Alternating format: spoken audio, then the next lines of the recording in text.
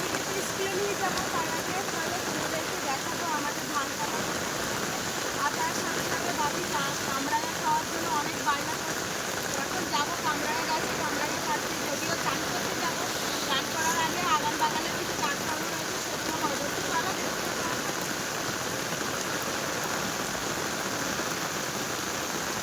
জল হয়ে গেছে দেখো।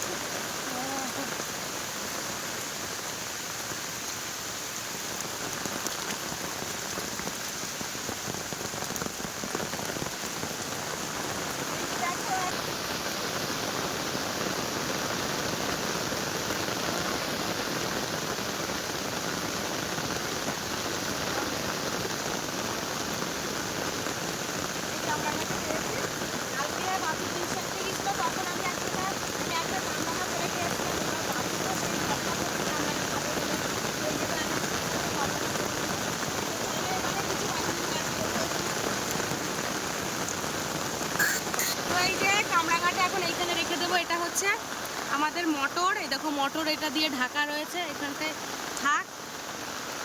তো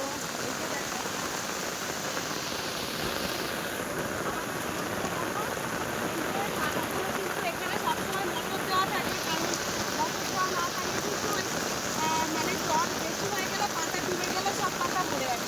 তার জন্য দেখো সবসময় মোটর দেওয়া, জল তুলে দেওয়া হয়। এই দেখো সকালবেলা থেকে একটা করে এত বৃষ্টি হচ্ছে, এতটা জল ছিল না, জল কতটা কমে গেছে দেখো, এখন এতটা জল হয়ে গেছে। বন্ধুরা, তোমরা অনেকেই কমেন্ট করেছিলে যে আমাদের যে ঘরটা হচ্ছে ওটা কি তোমাদের না তোমার শ্বশুরের। তো যাই হোক, আমার শ্বশুরের ঘর, এই ঘরটা হচ্ছে আমার শ্বশুরের ঘর। তো এটাও কিন্তু হাফ মতো হয়ে উপর হয়ে বন্ধ হয়ে রয়েছে, যেহেতু এই ঘর দুটো ঘরে কিন্তু সরকার থেকে এসেছিলো। বাপির বাবার নামে একটা 1,20,000 টাকার ঘর এসে, আর বাপির দাদা ভাইয়ের নামে 1,20,000 টাকার ঘর এসে। কিন্তু প্রথমে বাপির দাদা ভাইকে 60,000 দিয়েছে, বাপির বাবাকেও 60,000 দিয়েছে, এখনও কিন্তু বাকি টাকাটা দেয়নি। এবার 60,000-এ তো আর ঘর হয় না, তার থেকে তো নিজের খরচা করতেই হয়। আর যেহেতু ঘরটা খুবই জাবদা করে করছে, তো সেই হিসাবে এটা হচ্ছে শ্বশুরের ঘর, আর আমাদের ঘর হচ্ছে ওই দিকটায়, তোমাদেরকে দেখাচ্ছে। তো চলো ওই দিকে।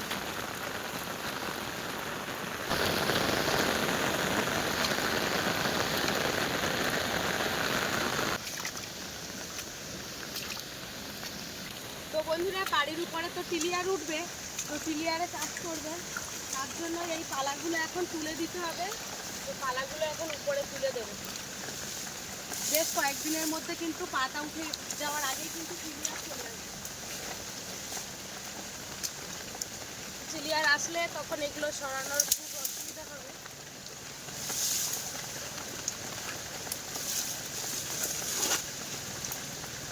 এসবগুলো এখন সরিয়ে দিতে হবে।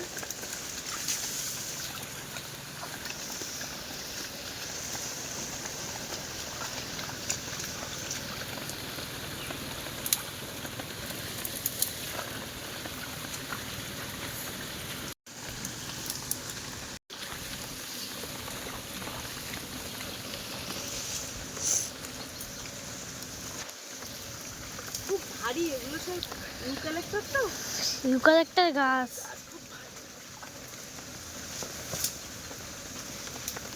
ইউক্যালিপটাস, শুধু কালেক্টার হলে তো ভালো হতো।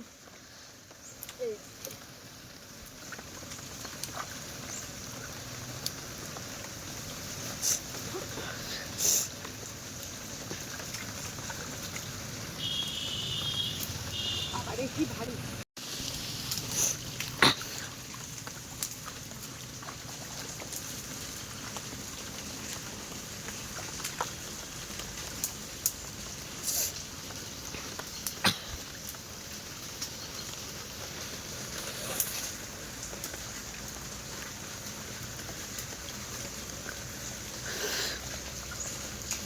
এইসব জায়গা দিয়ে ছোলা কচু ছিল ভর্তি, কিন্তু ছোলা কচুগুলো তো সব ঠাকুরদা সব তুলে দিয়েছে, একবার হলে তার মরে না। ছোলা কচু, ছোলা কচু, যে কালো কচু আমরা খাই। ও এরকম এরকম মোটা মোটা। হ্যাঁ, ওই কচু। এই যে দেখো, এবার এই জায়গাটা কতটা পরিষ্কার হয়ে গেছে দেখো। গাছে পেয়ারা টেয়ারা পাখিনি। তুষ এখনো অনেক দিন বাকি এখনো আছে। অনেক দেরি আছে না না না। হুম। হ্যাঁ এই দেখো একটা পেয়ারা পাকে পুড়ে গিয়ে তাই এ ভালো না পোকা। পোকা লেগেছে। চল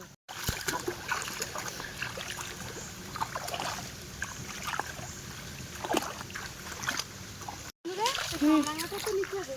হুম। ওইখান দিয়ে নিয়ে ওইখানে আসতে আসতাম। দেখায় তো ওইটা তো আমার বাপির দাদা ভাই মানে আমার শ্বশুরদের ঘর ছিল আর এই যে এইটা হচ্ছে আমাদের দেখেছে হুম। এটা পেছন থেকে দেখালাম চলো দেখি কামরাঙাটা নিয়ে ওখান থেকে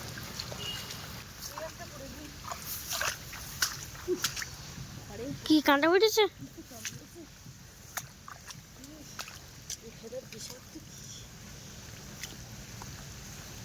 খেতে কামড়ে তো লাল হয়ে গেছে যে দেখো দেখা যাচ্ছে দেখো এই যে কি কামড়ালো এক্ষুনি চিংড়িটা অনেক বাবারে কামড়েছে। জ্বালা করতেছে এর ফলে কোথা না, কোন জায়গা দিয়ে যাবো ওইখান দিয়ে যাবো। ওখানটা যেতে হবে না ওখানটা আবার ডবল হচ্ছে দূর আমি ওইখান দিয়ে যাচ্ছি। তো এইখানটায় দেখো কতটা জল জমে থাকে ওই যে একদম পুরো ঘরের গা পর্যন্ত উঠে গেছে জল এই জলটা যায় খুব ধীরে ধীরে আর খুব সমস্যা হয়েছে শুকনো ছিল আবার বেড়ে গেছে।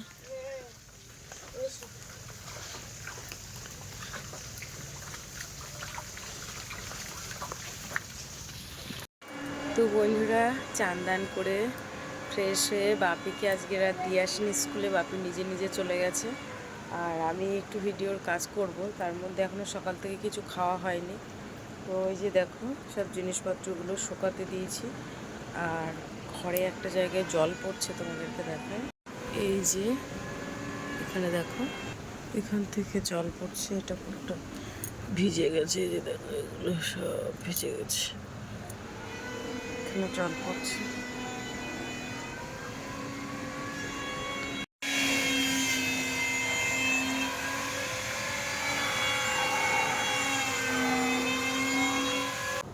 তো বন্ধুরা বৃষ্টি তো বন্ধই হচ্ছে না আর এই যে দেখো এখনো সকাল থেকে খাইনি তো এই সবে মাত্র দুটো ভাত নিয়ে বসছে এখন বাজে 1:30টা তো সকাল থেকে ওই বাপি স্কুলে দিয়ে আসার পরে দুটো বিস্কুট খেয়েছিলাম তো যাই হোক এখন এই আলু ভাজা দিয়ে খাচ্ছি আজকে আলু ভাজা ডাল করেছিলাম তো শুধু আলু ভাজা দিয়েই খাই ওকে আনতে যাবো বাইরে প্রচণ্ড বৃষ্টি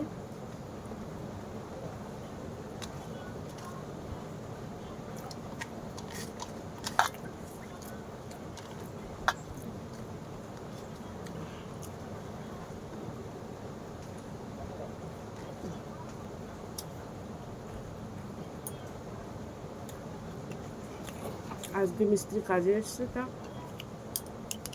শুধু বৃষ্টি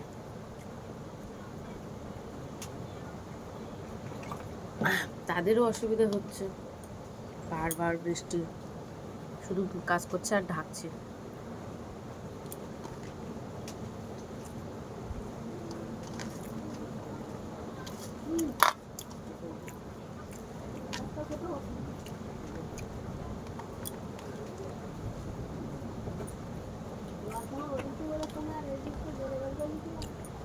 জ্বর আমাদের গায়ে একদিনের বেশি থাকে না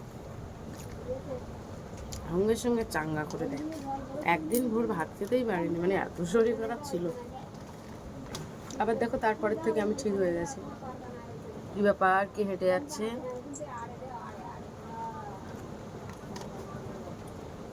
আমাদের গায়ে কোনো অসুখ থাকতে পারবে না তো দেখো এতটা জল হয়ে গেছে আমি নেমে গেছি তো একটা কাঁকড়া চলে যাচ্ছে হ্যাঁ ওটো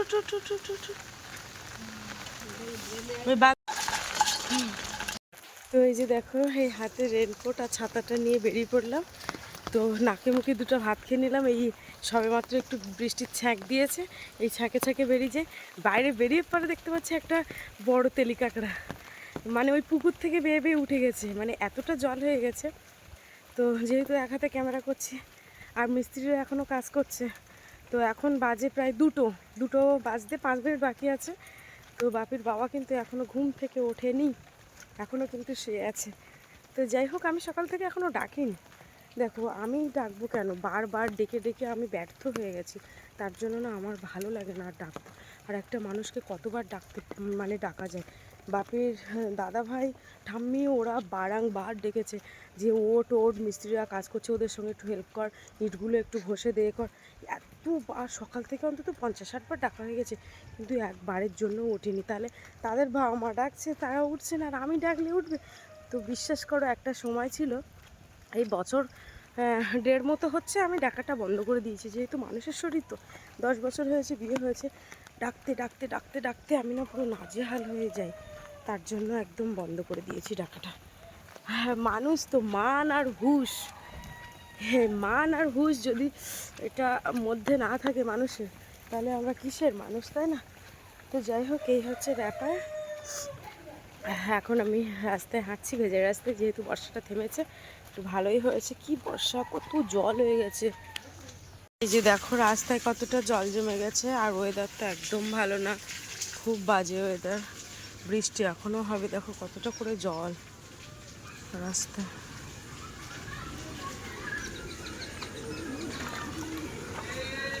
তো ছোটোবেলায় আমরা ভীষণ জলে হাঁটতাম, আর এখন আমার বাপিরা হাঁটে, আমি গালাগালি দিই, এই তোরা জল ছাড়া দেখতে পাস না। কিন্তু বিশ্বাস করো, এই সময় ওই রকম সময়, বাপের মতো সময় আমরাও জলে হাঁটতে খুব পছন্দ করতাম।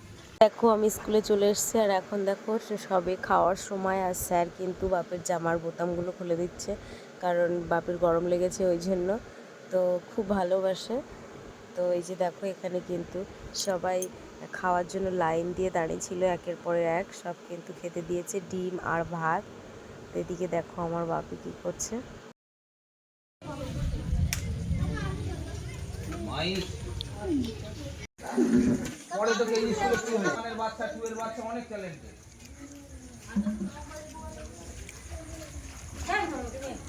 আমি জানি না কোন কোন প্রাইমারি স্কুলে কীরকম পরিষেবা বা কীরকম সব দিক থেকেই, পড়াশুনো খাওয়া দাওয়ার দিক থেকে এত ভালো আমাদের স্কুলে, কি বলবো। আর মাস্টারমশাইরা তো অসাধারণ। ওদিকে টিনের চালের উপরে কিছু পায়রা এসছে, তাই মাস্টারমশাই কিন্তু ভাত দিতে গেছে। মানে এত ভালোবাসে সব দিক থেকেই, মানে পাখিরা এসছে তাদেরকেও মাস্টারমশাইরা কিন্তু খেতে দিচ্ছে। আর এদিকে দেখো আমার বাপি থালা ধুতে এসছে, আর এখানে পুকুরও আছে, পুকুরেও থালা ধুই, আবার এখানে কলও রয়েছে, কলের থেকে থালা ধুই। আমি ওকে বলছিলাম যে আমার কাছে দাও, তো বলছে না মা আমি ধুয়ে দিচ্ছি। তো সত্যি কথা বলতে কোনো দিন এখনও পর্যন্ত আমাকে থালা ধুয়ে দিতে হয়নি। মানে স্কুলে বাচ্চারা ওদের গার্জিয়ান আসলে সব তাদের মা থালা ধুয়ে দেয়, কিন্তু আমার বাপি একদম আলাদা। ও প্রথম থেকেই ও নিজে নিজে ধুতে ভীষণ পছন্দ করে, নিজের কাজ নিজেই। তারপরে বাপিকে স্কুলে থেকে খাইয়ে নিয়ে বাড়ি চলে এসেছে, আর বাড়ি আসতে না আসতেই দেখো একটা সাপ একদম আমার সিঁড়ির সামনে ছিল। তারপরে দেখো জলের থেকে কিভাবে বেরিয়ে যাচ্ছে।